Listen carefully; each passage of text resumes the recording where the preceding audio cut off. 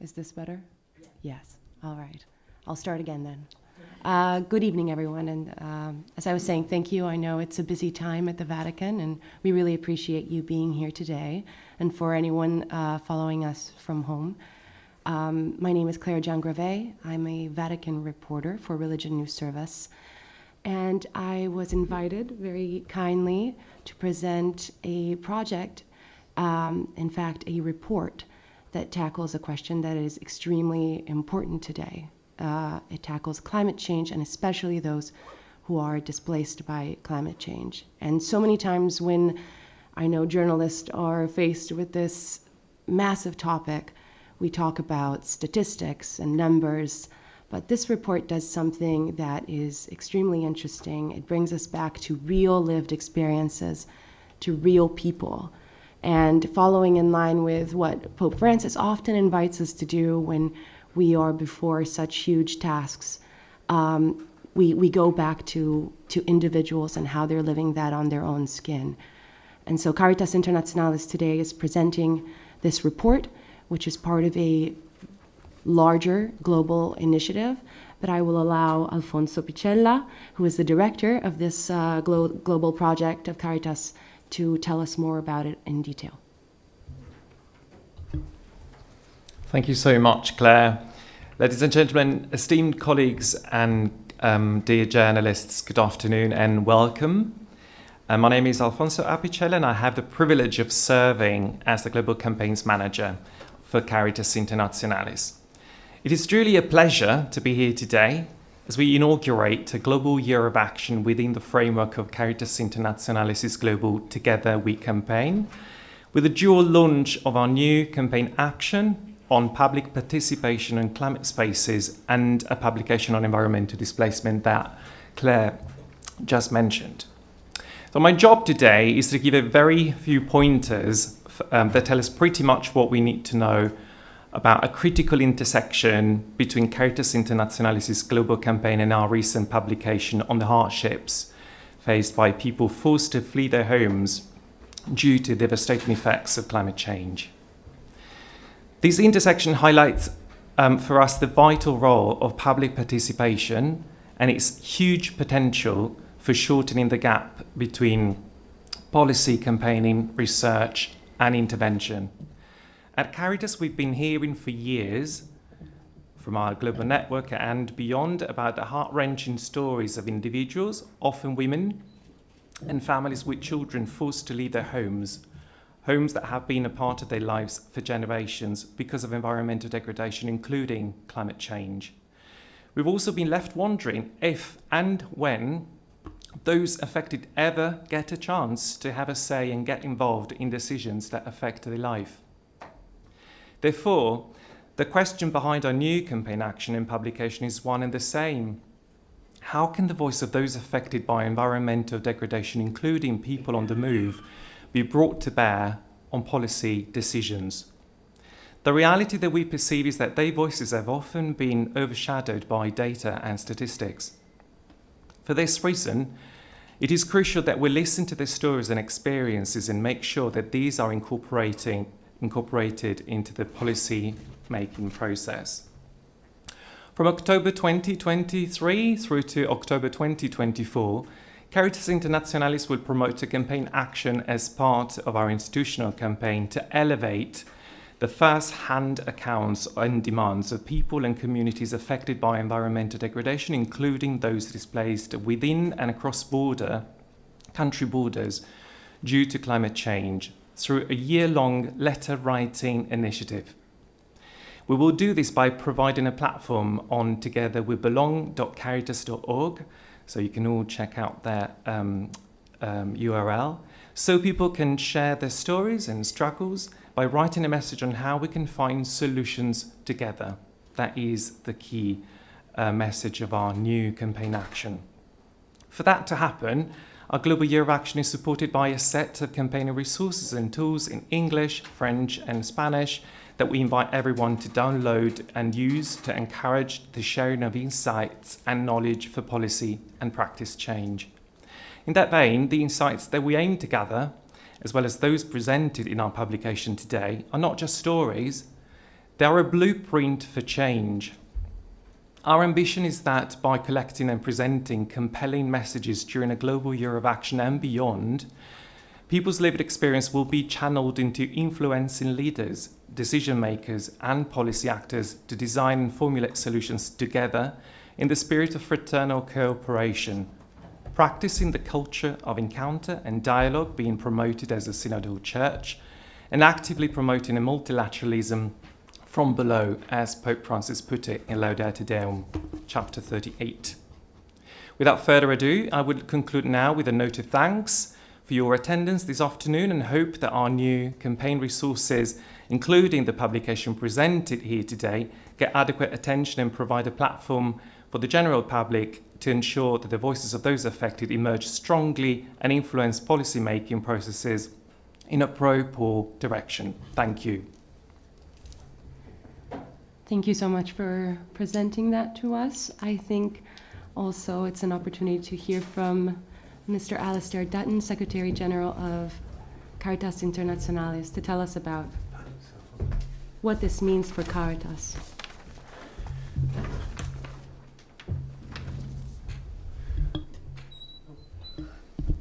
Thank you, Claire, and thank you, Alfonso. Good afternoon, everybody. It's a pleasure to be with you and welcome. It's a big moment for us today, launching our report on climate migration. As Pope Francis said in his most recent apostolic exhortation, urgent action against climate change is crucial. Surpassing temperature limits risks dire consequences like today's community displacements. So Pope Francis, in his most recent exhortation, puts front and centre the people who are now being driven from their homes by the effects of the emissions that we have made in the industrial age. And we have to be very clear where the responsibility lies for the industrial age. We enjoy the benefits of it, but we carry a moral responsibility for that. For the last 25 years, more than 25 years, I've worked in over 60 countries and very often working with the local Caritas and local people, helping them respond to humanitarian situations. Many, if not most of these, are climatic. They have to do with rains or droughts, cyclones and hurricanes. For most of my career, humanitarian action has been about helping people recover from humanitarian disasters, how they cope in the immediate aftermath, and then how they rebuild their lives. The reality is now that the climate is becoming so much more erratic, so much more extreme, so much harder that people can no longer recover. They are being driven from their homes. Whether it be a sinking ocean state, areas of the arid areas of Africa, countries that are battered by cyclones or typhoons, these events are becoming much, much harsher and much more frequent. So people are being hurt more, and whereas previously they would have had good years in which to recover, that's no longer the case. People can no longer cope and rebuild. Here in the West, we live behind the lazy rhetoric of economic migrants. And we say that people moving from countries where we have an established protocol for what a refugee is, where it's fleeing conflict and death and persecution, although I have to say even that convention is being stretched to its limits these days. We have nothing that recognises that when people flee and try to get out of their countries and earn a living so they can send some money home, the reality is if they don't, their families cannot eat that day. And because life is becoming so much harder because of the climate impacts, that is why many people are concluding that individuals have to move, or maybe their whole families have to move. We can no longer dismiss this as economic migration as if they're just looking for a better life, in inverted commas.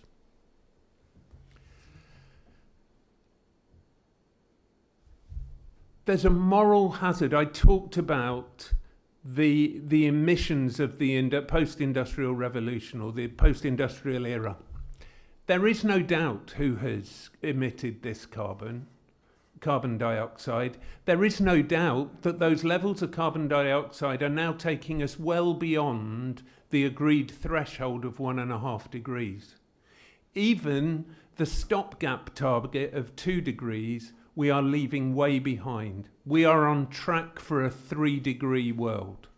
And that spells impossible lives for the poorest and most vulnerable who have done the least to cause it. And the moral hazard is, we all know the trolleybus experiment. There's a trolley which starts rolling down a hill, and will it hit one person or will it hit 3 person? Or will you pull the lever to send it one way or the other?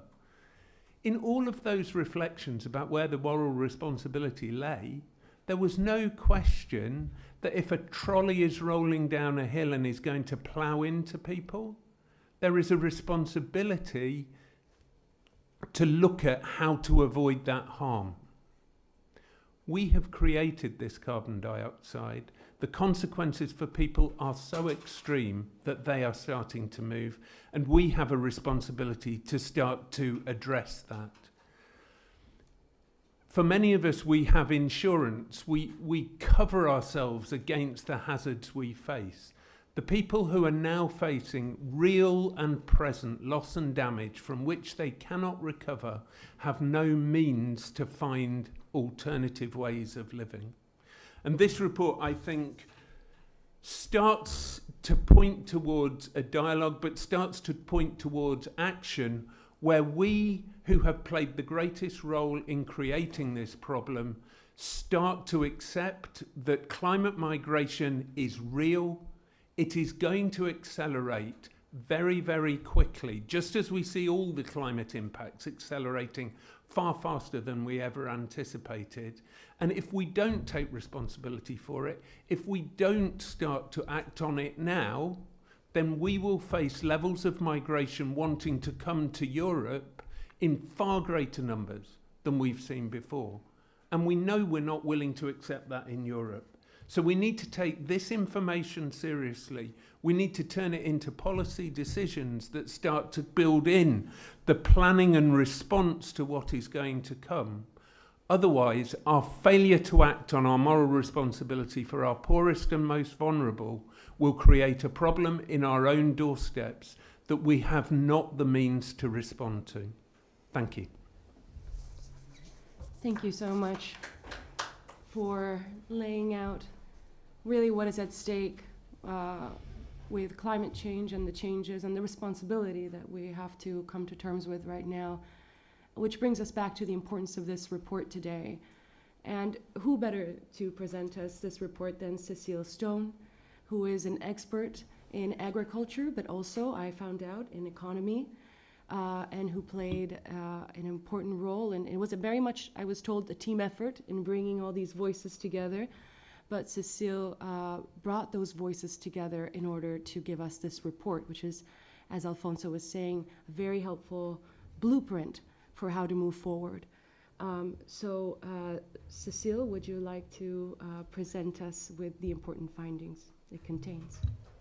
So thank you, Mr. Secretary General, for your introduction to the report, which was quite gripping.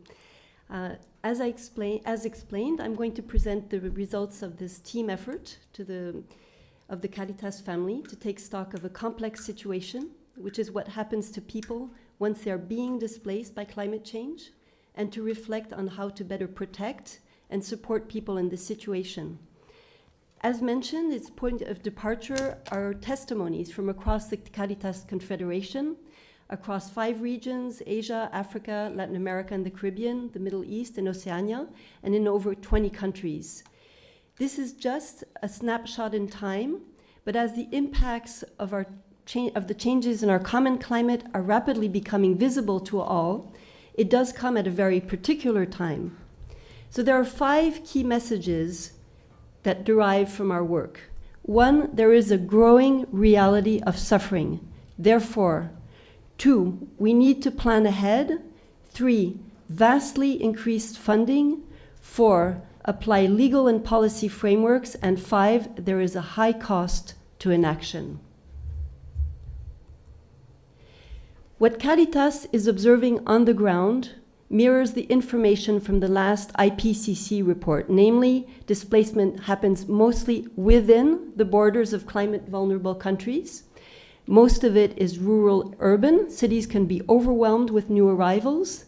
And there is also some displacement across borders, but mostly to neighboring countries. It's important to make clear that the vast majority of people being displaced by climate change are hosted within lower and middle income countries. On average, over the past 10 years, 20 million people per year were displaced by sudden onset weather events, such as storms, floods, wildfires. That's twice as many as displaced by conflict. National Caritas member organizations, as you said, report assisting growing numbers of people displaced by such events. But as far as slow onset events, such as sea level rise, salinization, desertification, because they are gradual, people move gradually. So it's harder to estimate just how many people are being displaced by these types of events. However, considering well over 3 billion people live in countries that are highly vulnerable to climate change, the number probably is quite high. Unfortunately, displacement due to both types of events is on course to grow, especially in the absence of more ambitious climate action. So while climate change often exacerbates other reasons why people leave, what happens with climate change over time is an increase in uninhabitability. For example, Caritas Oceania reports how people's sources of potable water are slowly salinizing as the sea level rises. There's also a decrease in productivity of the source of livelihood. For example, Caritas Honduras describes how crop failures become more frequent as seasons become more unpredictable. And Caritas Senegal reports how even fishermen have to go further out at sea to catch fish as the sea warms. So as a result, people need to move to find a job, and they may actually show up as economic migrants in statistics when in fact they have moved, as you were saying, because of climate change. So even in the case of sudden events, and in the event displaced people go back, their home and their source of livelihood will have been or may have been severely damaged, and they become more vulnerable to subsequent events. Poverty deepens, vulnerability increases. The longer people have to wait, the less agency, the less able to make choices they have, the more precarious a situation they are in when they do leave. People are better off if they can move or plan to move early on. So that's why governments need to facilitate proactive migration rather than just let reactive migration happen when other forms of adaptation are failing. Caritas testimonies over and over again describe how people's human rights are being denied at all phases of displacement, before, in transit, at destination, and in the event of a return. First, having to leave is a trauma. People often have deep psychological and even spiritual connections to their land. Their sense of identity might be tied to their place. People who are forced to leave are being denied what Pope Francis calls the right to stay. People leave in a great state of precariousness. Their households disintegrate. They suffer from discrimination, abuse, exploitation, trafficking. Conflict and climate displacement often overlap and mutually reinforce each other and lead to successive moves. For example, Caritas Syria and Yemen report how people who have been displaced by conflict sometimes find themselves displaced further by flooding, and they have to move again. When people must cross borders and there are no legal options for entry and stay, they are forced to do so without permission. They embark on perilous journeys. They face terrible hardships on the way and at destination. And to make matters worse, people are sometimes deported. And since their place of origin is no longer inhabitable, they have no choice but to leave again. There is a void left by governments. In many places, Caritas tries to fill this void, but its efforts represent a drop in the ocean compared to the magnitude of the issue. People should not be left to shoulder alone the impacts of displacement. They need support.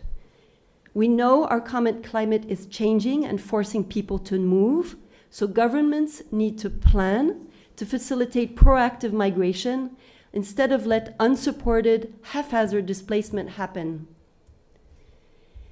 Caritas testimonies show it is essential that planning is holistic, focuses on increasing and adapting services and physical infrastructure, takes into account the needs and the aspirations of both displaced and their hosts, as well as traditional knowledge.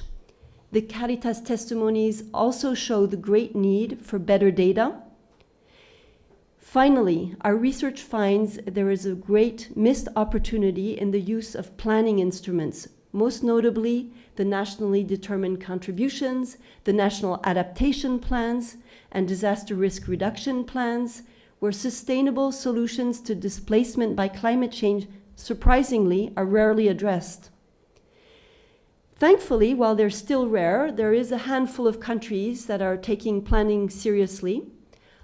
Among these is Bangladesh, where Caritas supports vocational training for young people who are living in at-risk areas to be able to work in nearby towns that are less affected by climate change. Now to our third point, vastly increased funding.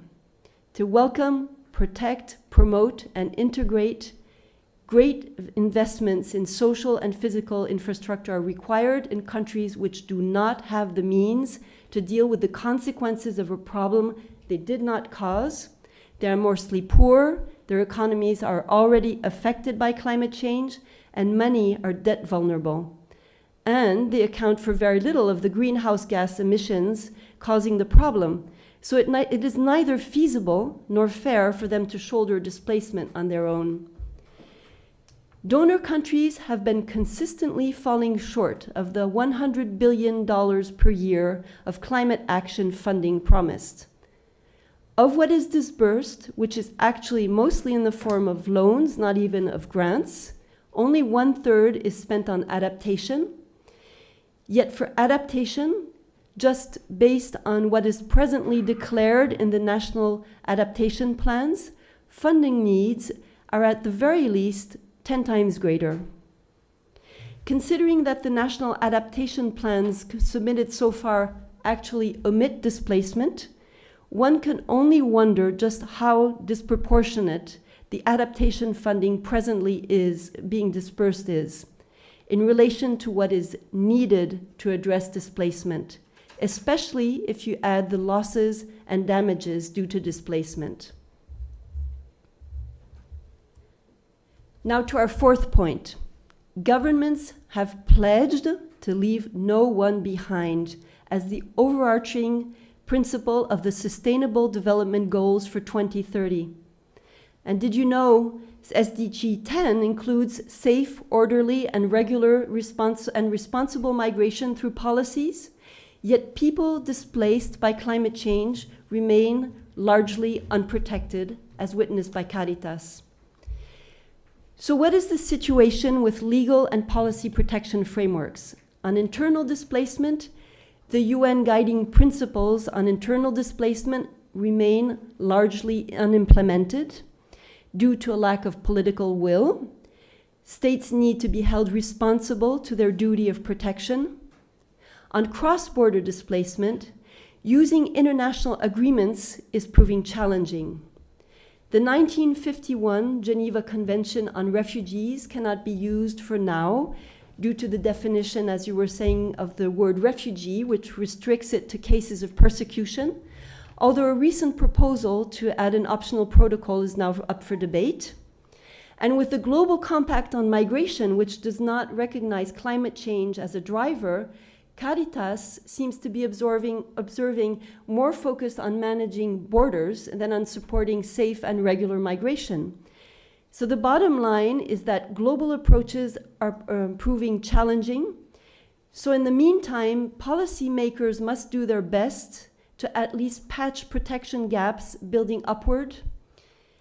So one approach is through the use of regional refugee protection agreements, which have broader definitions of who is considered a refugee.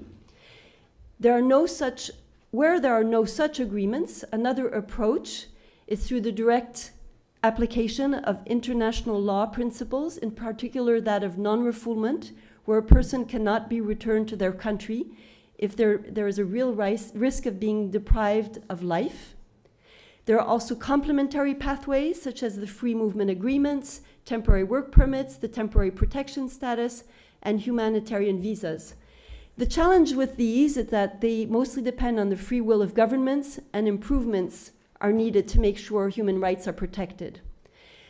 One of these is particularly promising. It's the environmental humanitarian visa program that's being launched by Argentina, which offers to start already this year delivering visas to people from all over Latin America who are affected by weather events.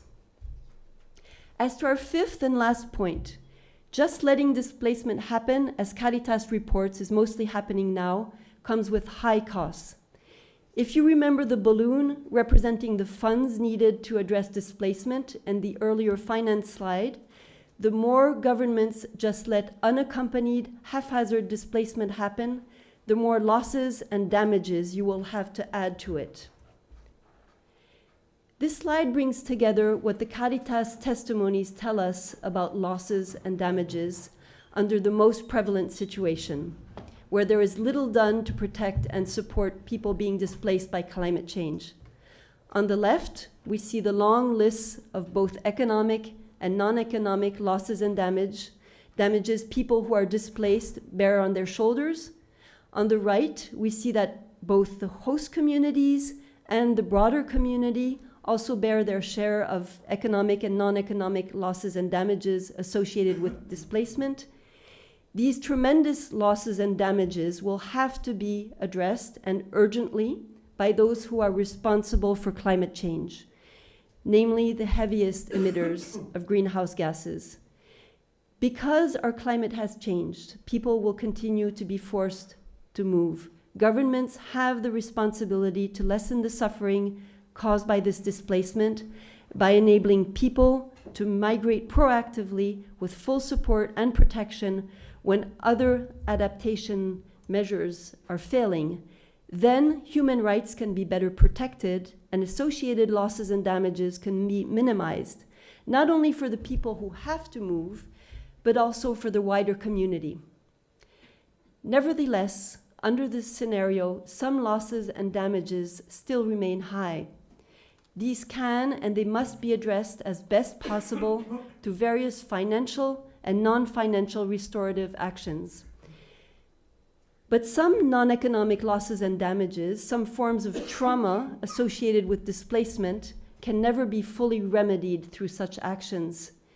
How can one ever fully recover from the trauma of unwillingly having to leave behind and sometimes even watch be destroyed one's home and land, and all they can mean in a person's life?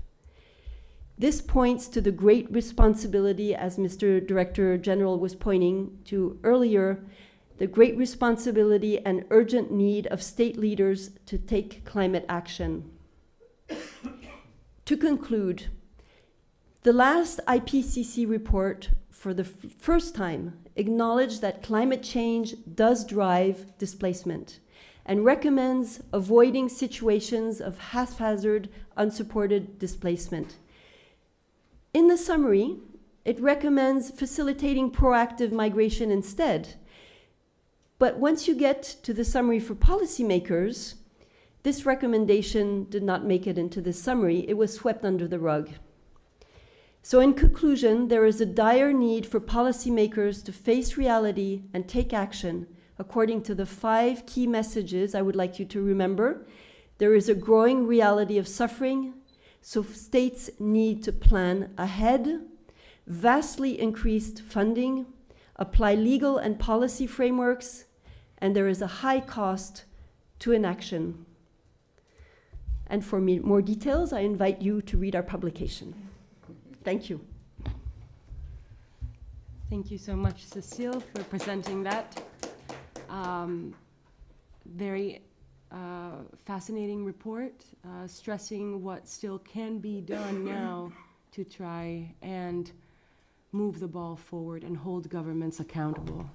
I would now like to invite the National Advisor for Migrants and Refugees of Caritas Brazil, Cristina dos Anjos da Conceição, to speak to us about her experience. I think you're going to be speaking in Portuguese, right? And Cecile will be translating. I'll do my best to translate. Então, buenas tardes, vou falar portunhol. Good afternoon, I'm going to speak Portuñol. Primeiro, uma alegria First, I am esta coincidência de estar aqui to no be here lançamento deste for documento. the coincidence of being here for the launch of this report. O que eu agradeço a invitação. For this invitation.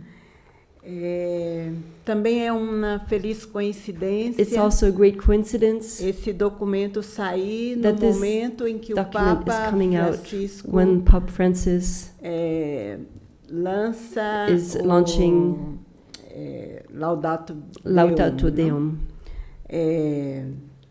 E ele documento que também It's a document which also talks a respeito das mudanças climáticas e do efeito dessas climate change mudanças, issues and the effects of displacement, especialmente na vida das pessoas migrantes e especially in the refugiadas. lives of people who are migrating. Ele já diz no documento e na introdução So he already says in the introduction in the document que essa mudança climática é problema social global that this climate change displacement is a global issue e que está estreitamente ligado and that it's tightly knit to com a dignidade humana, não? human dignity.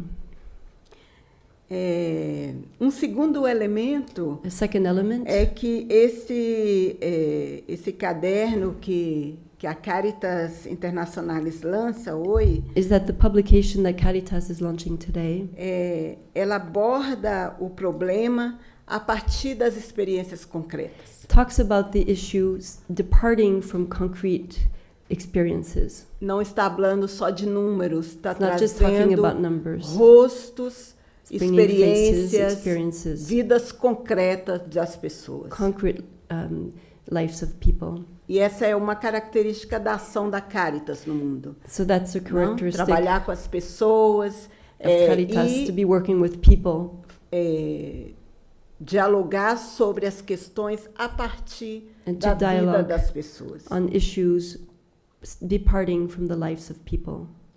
E nesse caso específico, In this in this specific case, né, pessoas que estão na América Latina, people estão in Latin na America, in Africa, estão na Ásia, in Asia, em tantas partes do in mundo, so many parts of the world, vivendo o drama are living the dos drama efeitos, the não effects, só das mudanças climáticas, not just of climate mas de change, todo sistema but of a whole system que empobrece e que which makes people mantém poor as pessoas na pobreza. and maintains people in poverty. Terceiro elemento que eu queria comentar I'd like to make a third comment. é que a dor e a tristeza de deixar seus lugares, né? Dessas pessoas deixarem So the os great seus sadness lugares of having to leave your place, of people em busca de numa nova vida, looking for a new de life, novas condições for new para conditions, recomeçar, to start again, ela se mescla com a esperança. is mixed in with hope. As pessoas não são só dolor. People Elas are not just também, pain, elas são também esperanças. they also are hope. Então, você pode perceber nos depoimentos neste caderno que há esperanças também. So in this report, you can also hear in the stories of people that there is hope. Um outro elemento Another element. é que esse caderno ele é importante primeiro para dar visibilidade a essa realidade. This publication is important to give visibility to this issue. E visibilidade à vida de tantas pessoas, né? To the life of so many people ao redor do mundo que sofrem around the com world who suffer essa realidade das this mudanças reality climáticas of being displaced by climate e change. provocar o diálogo com os governos, And to provoke a dialogue with governments, contribuindo para garantir que o direito dessas pessoas sejam contributing garantidos. directly so that human rights of these people are being protected. Na Laudato Deum, In Laudato Deum, o Papa Francisco Pope ele Francis chama a atenção calls to the attention sobre a debilidade das políticas internacionais to the weakness of international policies e da falta de avanços concretos and the nas lack of conferências concrete sobre o advances clima. on né? climate action. E também uma necessidade de And also the need posicionamento mais radical, to take more radical stances, tanto dos governos como da as well from the sociedade, governments, as from para society, buscar saídas para essa realidade. to look for solutions to this reality.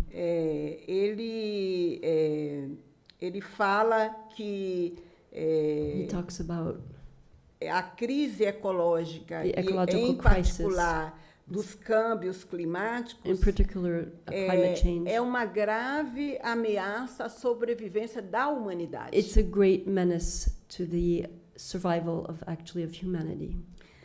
Eu entendo que a Caritas, a Caritas, nível mundial, on the world global level, tem assumido essa causa, has tem taken assumido essa luta this com as pessoas. fight with people for life. A campanha Together We é uma campaign Together We experiência concreta is a dessa, concrete example enquanto estratégia of para this dar strategy visibilidade a essa give realidade, né? visibility to this reality. E é muito importante um trabalho articulado, It's very important tanto to a have nível da a work that's confederação, coordinated as well at the level as the confederation, mas também a nível das demais organizações, da igreja, dos but also with the governos, organizations of the church, with the governments, para de fato enfrentar essa to realidade. face this né? reality. Então eu espero, né, que esse So I caderno ele this publication seja mais um instrumento will be one more instrument de visibilidade to bring this e de issue to the luta table, nessa make it realidade visible em for que this- vive as pessoas que estão for this fight we are in to estão protect the rights saindo of de people suas casas por toda who are essa having realidade to climática. leave their homes because of climate change. Obrigada. Thank you. Thank you very much, Christina, for really putting the emphasis on the needs and concerns of real people, which is what this report does. I would like to open the table up for any questions to our participants. Cecile will be answering questions, but also Amparo Alonso, the Advocacy Director of Caritas Internationalis, will be available for any questions.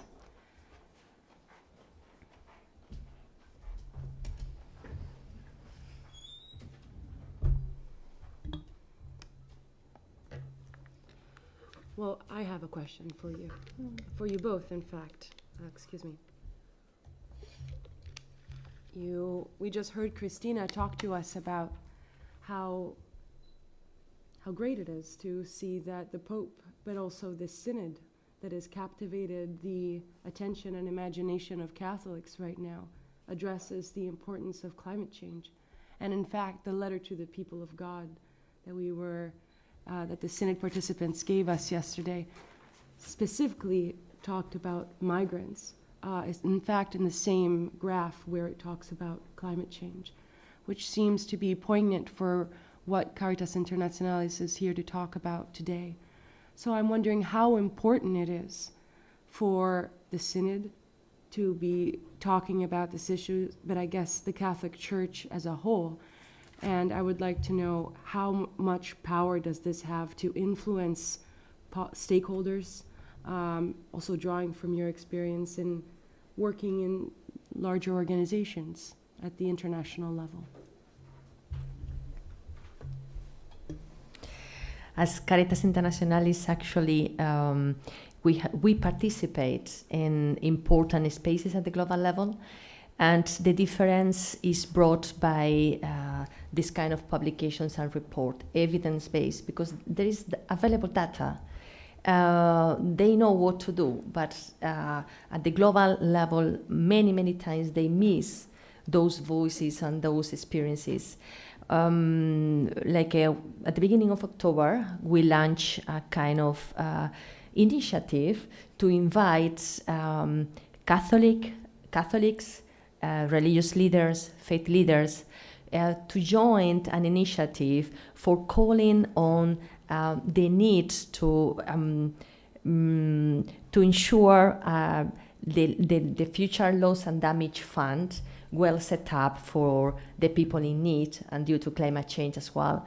So through this publication, we wanted actually to bring enough evidence to the table in order to transform the next political milestone that will happen this year. So starting by the Catholic community, of course, creating awareness, of course, on the need to look at this in an interconnected way, because many times we are used to look at this problem. This is a climate change issue, this is a food security issue, this is a conflict, peace building issue, but what about if we look at the issue from a holistic approach? What about if we call for these interconnected solutions needed? In 2022, we organized an event in New York at the International Migration Review Forum, and it was one of the 10 approved side events for the civil society.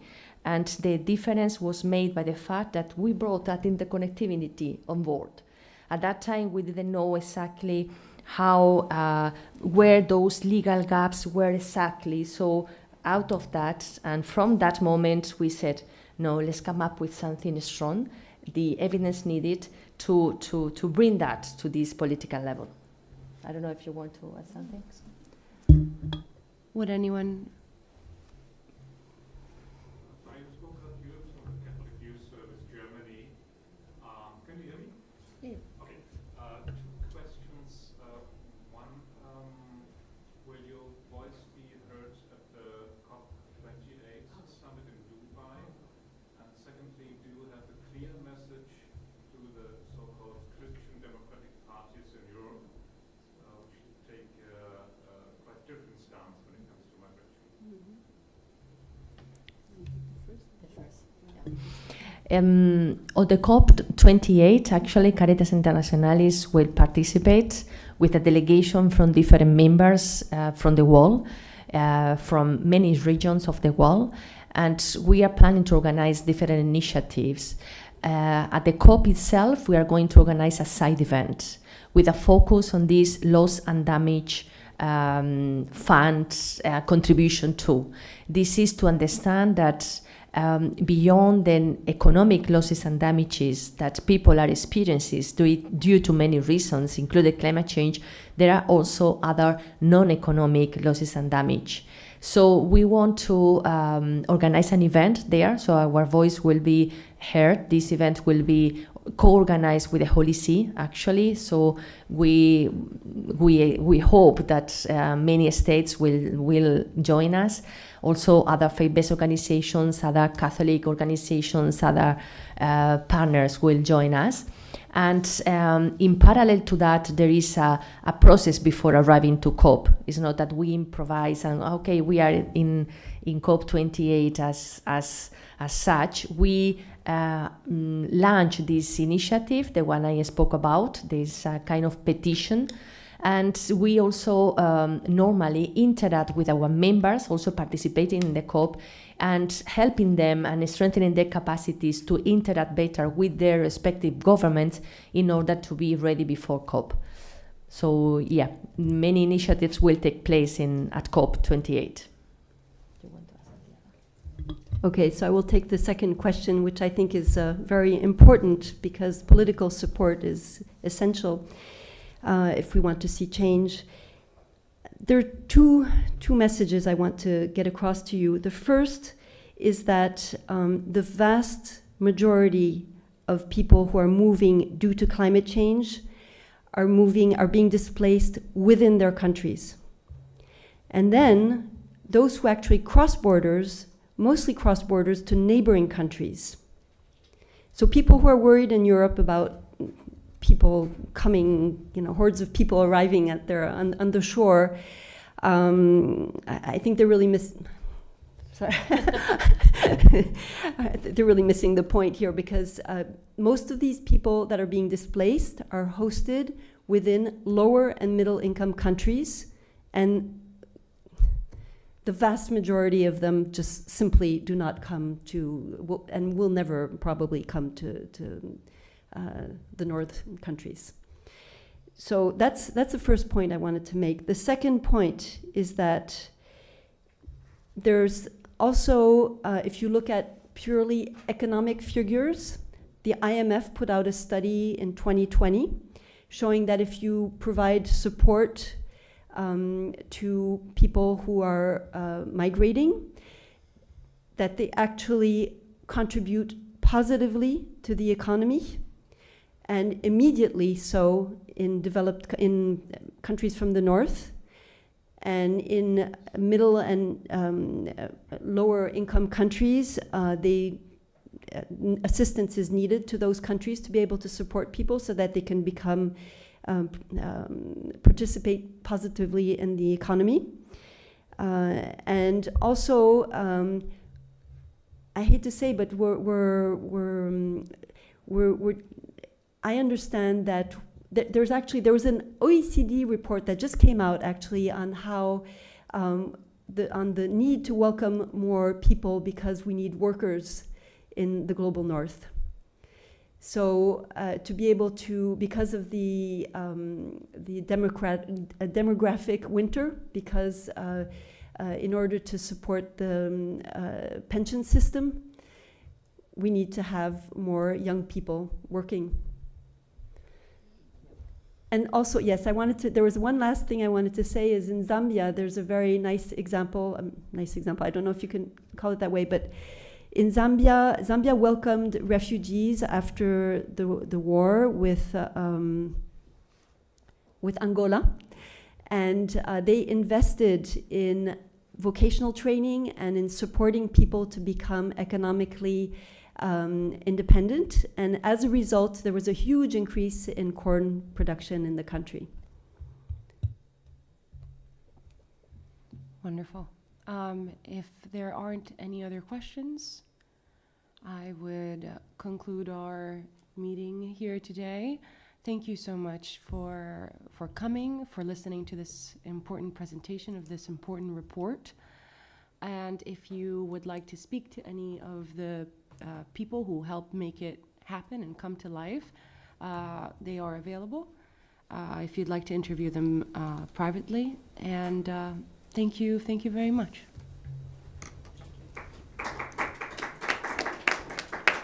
Thank you, of course. Thank you.